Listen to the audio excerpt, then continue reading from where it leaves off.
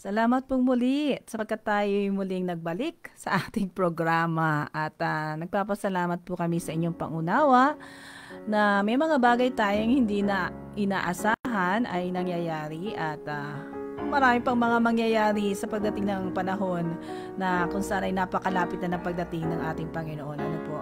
Ano kaya ating magiging reaksyon? Kaya salamat sa Diyos na tayo tinuturuan kung paano tayo maapektuhan ng mga bagay na nangyayari sa ating kapaligiran. Salamat po at kasama namin kayo dito sa ating programa. Narito po tayo sa ating programa, Family Time! Salamat po at kayo'y napadaan o kaya'y kasama namin dito sa ating programa at sama-samang magbibigay luwalhati sa ating Panginoon, Panginoong Hesukristo, na siya lamang ang tanging daan, katotohanan at buhay. Kaya po mga kapatid, samahan niyo po ako sa pag-awit ngayong umaga kasama ng ating mga mothers ng Timolan Seventh-day Adventist Church.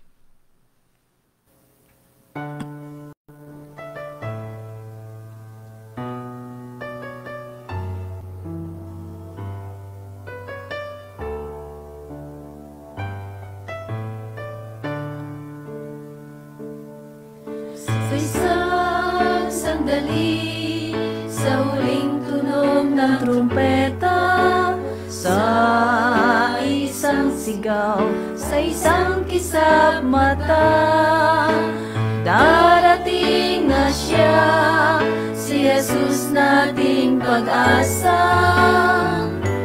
Bayan ng Diyos, salubungin natin siya. Sa isang sandali, sa huling tunog ng trumpeta, sa isang sigaw, sa isang kisap mata, darating na siya, si Jesus nating pag-asa. Bayan ng Diyos, salubungin natin siya.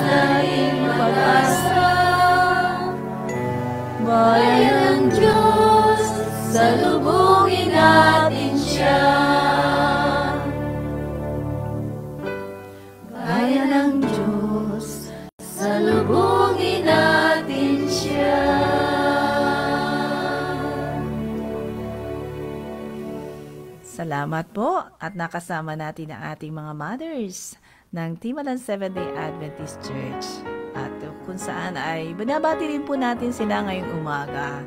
sa lahat ng mga nakasama natin at makakasama pa. Bagamat ang ating pong programa ay medyo may pagkakaiba, ay salamat po sa inyong pangunawa. Sapagkat bagong buwan, month of December. At napakalapit na matapos ang taong 2024. At marami pang mga magaganap at alam natin po yan. Kaya ngayong umaga, maaaring di namin po maipakita ang ating mga komento. Babasahin na lang po. Buhati pa kanina si Sister Padeline. Happy Sabbath. Tapos niya. Happy Sabbath po. Galing po kay Auntie Reb. Happy Sabbath to all. Advance, happy birthday to Sister Amy Pantalon. God bless you and the ministries you are in. Thank you po, Ate Rebi. Tora Rebecca Talon. Talon. Titi Oli. Happy Sabbath to everyone. Happy Sabbath po. Happy Sabbath po. Ayan. Kagaya po ng aming nasabi ay maaaring hindi po maipakita ngayon ang inyong mga komento dahil sa bagong buwan at maraming mga bagong mga pagbabago. Talagang pagbabago. Salamat po sa maagang pagbati at salamat sa Diyos. Ayan. Yan po ang ating masasabi. Salamat sa Diyos sapagkat napakabuti niya. Opo, again po kay Sister Malu Bata. Happy Sabbath po. Happy Sabbath, Sister Malu. At salamat sa iyong pagsama sa ating mga awit na mga nanay. Opo, speaking of nanay, again po kay Geraldine Perea. Happy Sabbath to everyone po. Sabi po ni Nanay Zenny Perea. Happy Sabbath, Ate Happy Zenny. Sabbath po sa inyo. Ayan. At Jen. Ayan. Tawag po namin nung araw. Happy Sabbath sa iyo. At salamat sa Diyos tayo sama-samang muli. Ayun. Napakabilis po ng panahon. Ano po mga kapatid? Talaga ngayon ay nasa unang araw tayo ng Sabat ay binabati na ang ating mga magdiriwang at nagdiwang ng mga birthday. Yan, happy birthday po sa mga nagbe-birthday at magbe-birthday. Happy birthday. At gayon din po happy anniversary sa mga nagdiriwang ng anibersaryo ng kanilang kasal. Alam ko po ang birthday ko kasi sa Wednesday. Kung anong araw ang Pasko, ganun din araw ang aking birthday. Kaya salamat po sa Diyos. At alam niya ang nasa puso ko, ang aking desires of my heart. Ano po mga kapatid? At ito ang aking dalangin. Ayan, alam yan ng Diyos. At yan ang aking idinadalangin. At alam po namin na mayroong katuparan sapagkat ang Diyos ay pag-ibig. Mahal niya tayong lahat. Ano man ang ating pinagdaraanan, ay daanan po natin. Nakasama si Jesus Christ. At alam po natin na minsan ay talagang masakit at minsan sasabihin natin talagang hindi na natin kaya at dumaraan tayo sa panahon na yan. At ang Diyos, lalo siyang nagpapakita at nagpaparamdam sa atin ng pag-ibig. Alam nyo, naranasan ko din po yan na parang ano ba ang mga pangyayari. Subalit salamat sa lesson study natin sapagkat doon ay nabuksang muli ang ating pananaw na only Jesus is the way, the truth, and the life.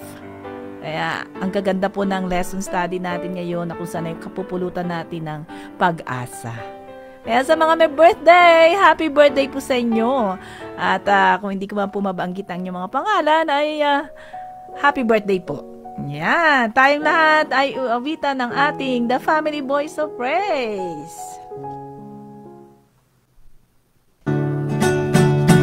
Maligayang bati sa iyong pagsilang. Maligayang, maligayang, maligayang bati. Maligayang bati sa iyong pagsilang. Maligayang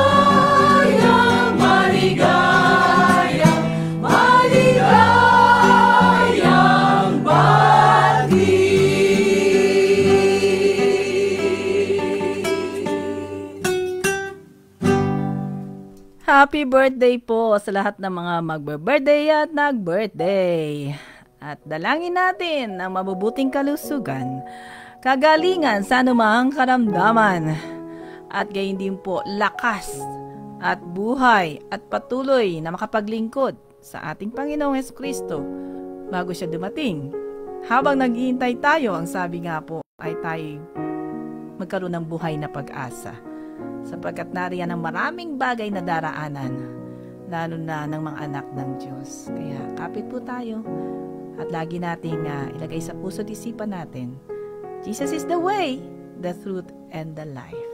Narito po ang isang pagpapalakas muli sa ating mga mabuting kalusugan. Bago po ay bumati po si Sister Mercy Canas. Happy Sabbath po sa lahat. Happy Sabbath po, Sister Mercy.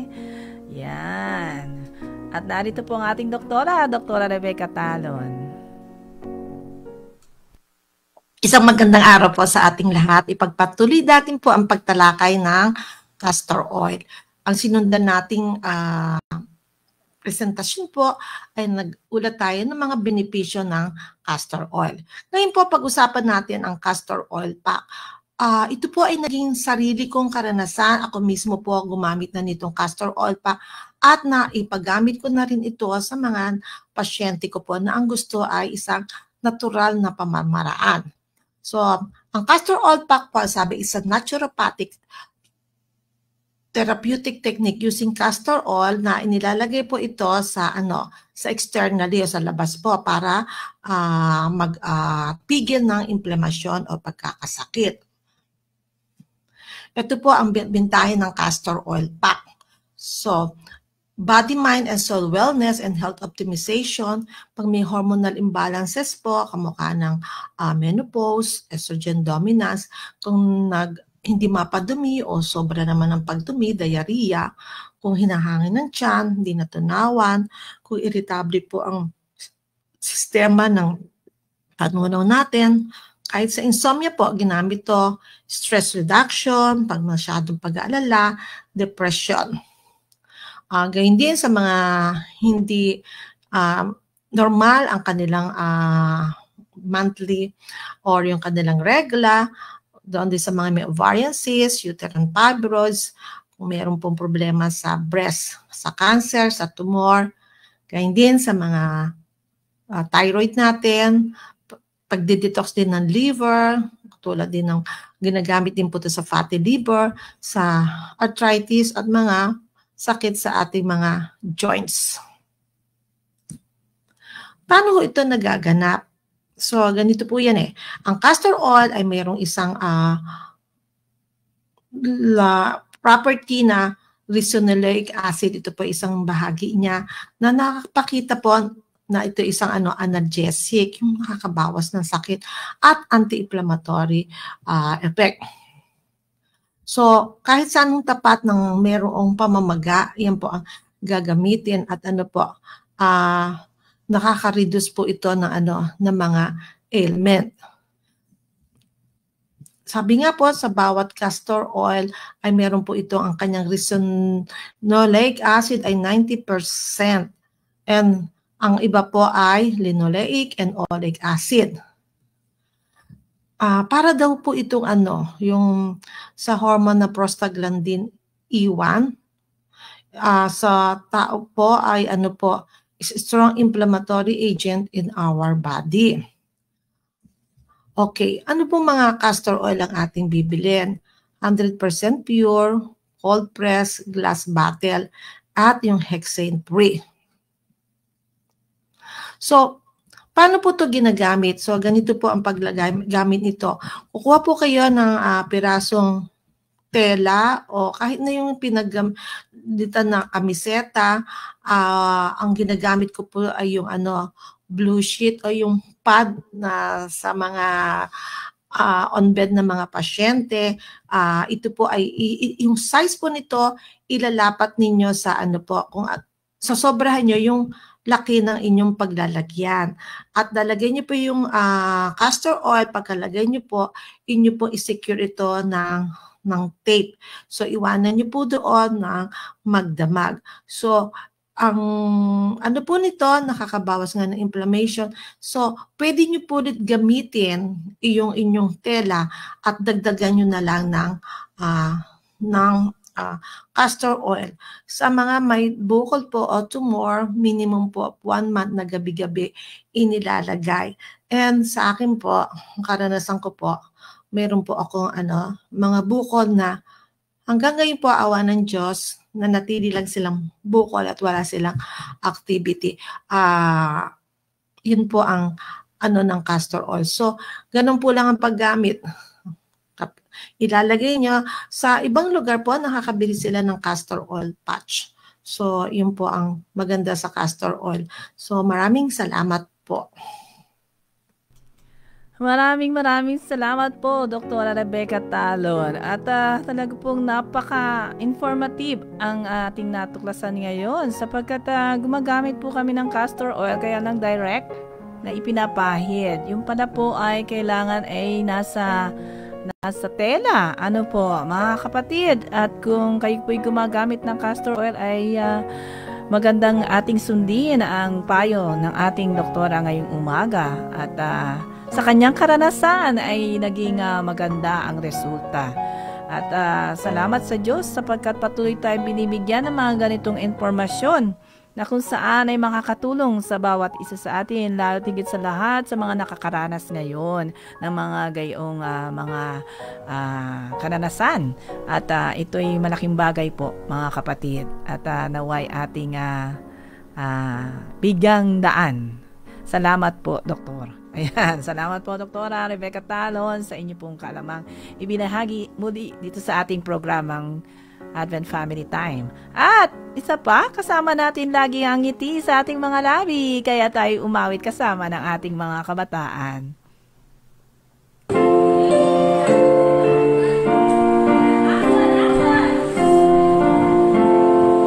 Ngiti, tayo'y ngumiti. Ngiti, tayo'y ngumiti. Kung nagagalak ang iyong puso ay ngumiti. Ngiti, tayo'y ngumiti. Ngiti, tayo'y ngumiti. Kung nagagalak ang iyong puso ay ngumiti. Ayan, ngiti po tayo. At habang inilalagay natin yung castor oil, nakangiti. Ayan, kung hindi ang paggaling ay mabisa. Ayan, at kasama ng panalangin sa patuloy na kagalingan sa mga karamdamang nararanasan. Ang Diyos ay pag-ibig, siya ang ating great healer. Kaya salamat po sa ating kaalaman na yan. Ngayon mga kapatid, pakinggan po muna natin ang awit ng ating mga kasama bago natin mapakinggan ang ating Bible Gems mula sa ating pastor.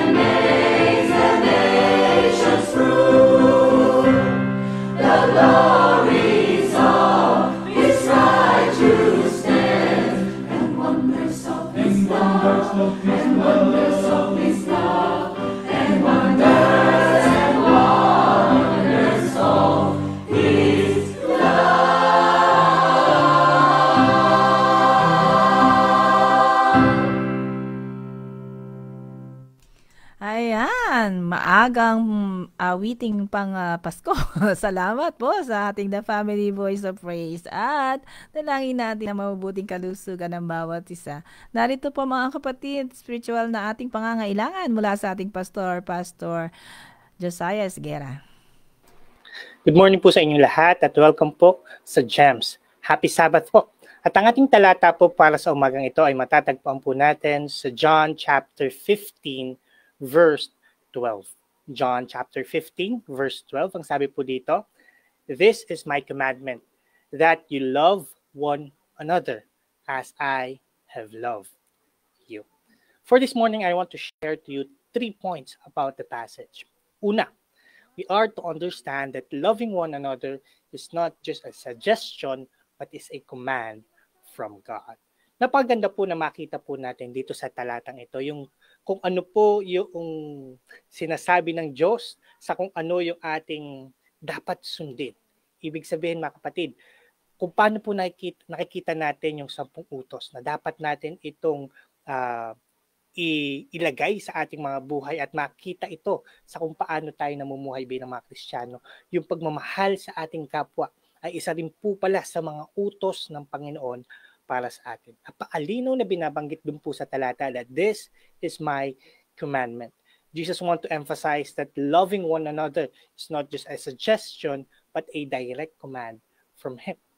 Pangalawa, the call to love for others.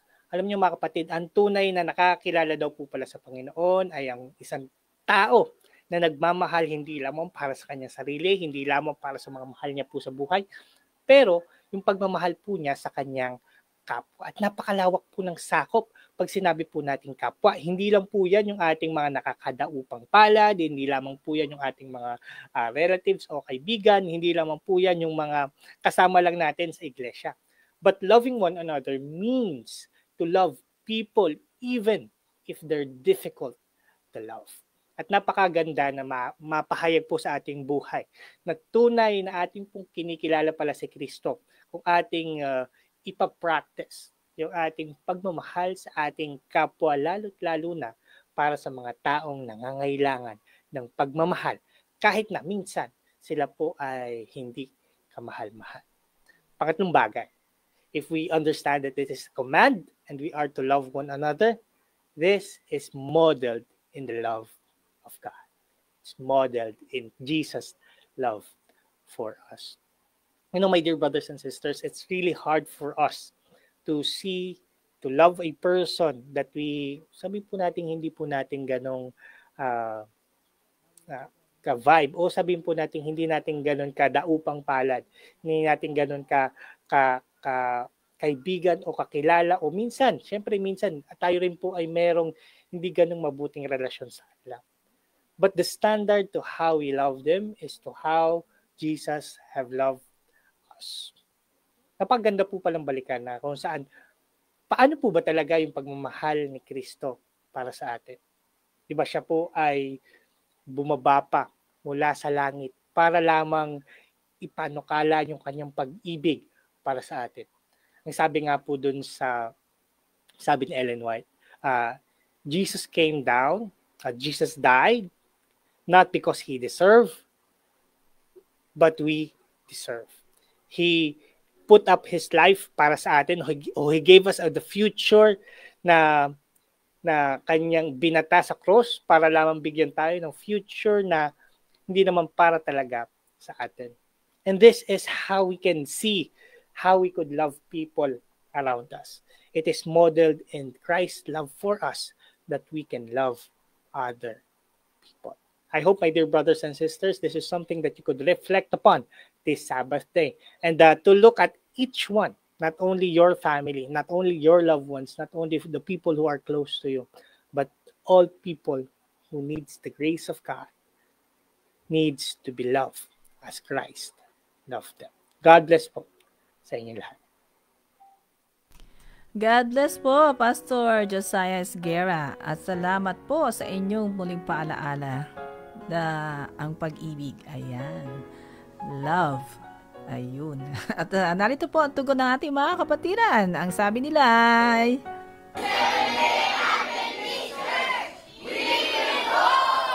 We will go.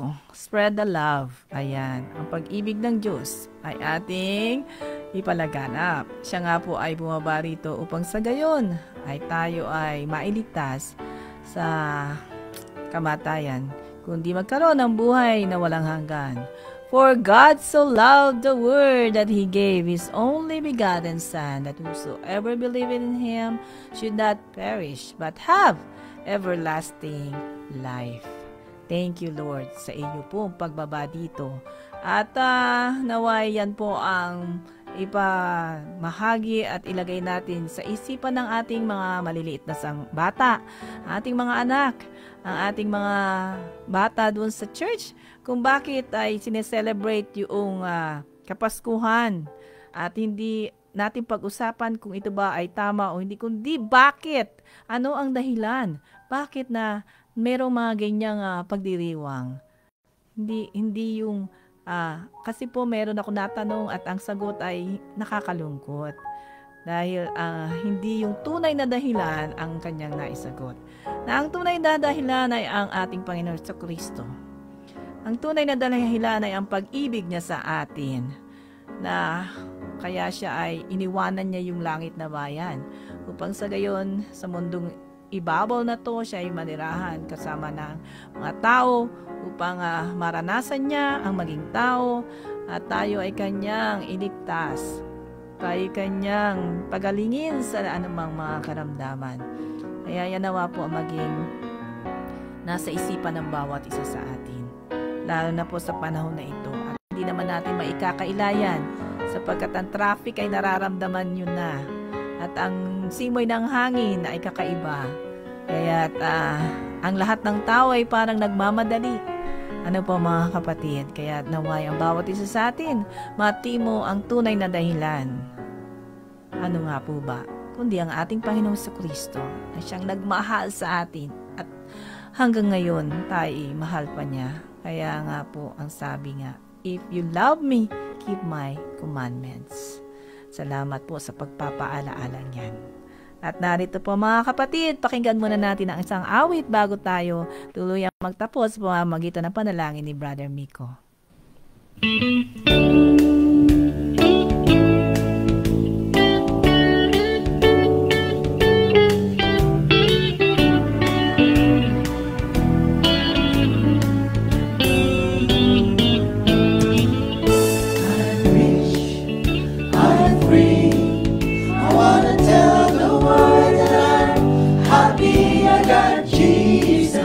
Right here in my heart.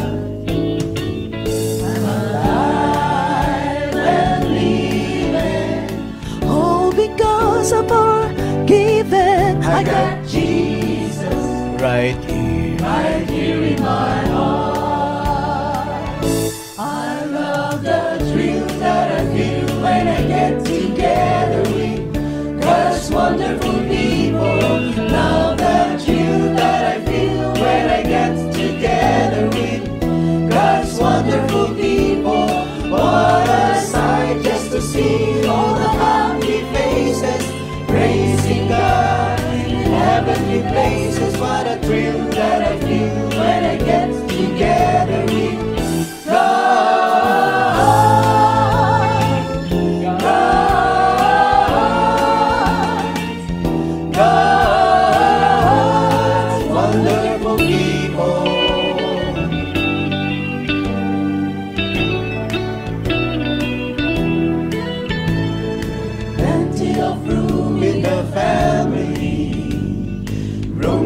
Young and the old, plenty of happiness, plenty of love, plenty of room in the fold, plenty of room in the family, room for the young and the old, plenty of happiness, plenty of love, plenty of room in the fold.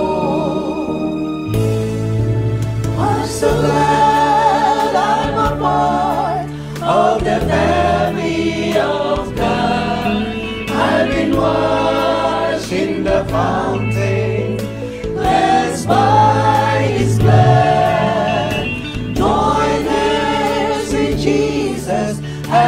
travel this land, for I'm part of the family of God. You will notice we say brother and sister around here. Well, it's because we're a family and these folks are so near. When one has a heartache, we all share the tears and rejoice in its victory, in his family so dear. I'm so glad I'm a part of the family of God. I've been washed in the fountain, cleansed by his blood. Join hands with Jesus as we travel this land, for a part of the family of God.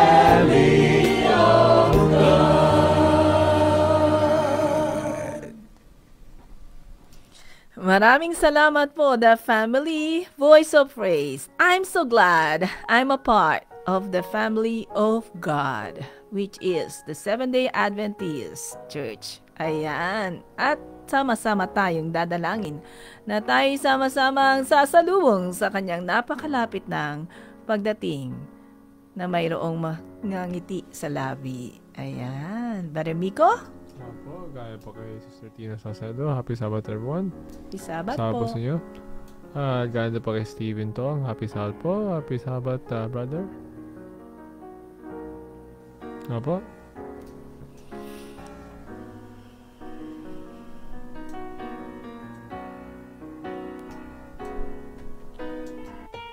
Let us now bow our heads and close our eyes for our closing prayer.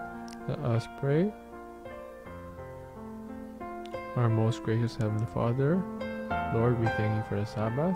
We thank you for giving us rest from all our stress and worries from the world. Thank you for giving us strength, wisdom, and understanding throughout each minute of our lives, especially when we are working. Lord, we pray that we may be examples of your love, to spread the gospel, and to be the sermon that spreads throughout the world. Lord, we pray that we be more like you, mirroring your character, so that they may see you and not us. Lord, we pray to be the salt of the earth, be the light in our communities, so that more may know you, and so that we can know you better. Lord, touch the hearts and minds of those who are listening, to those who we meet.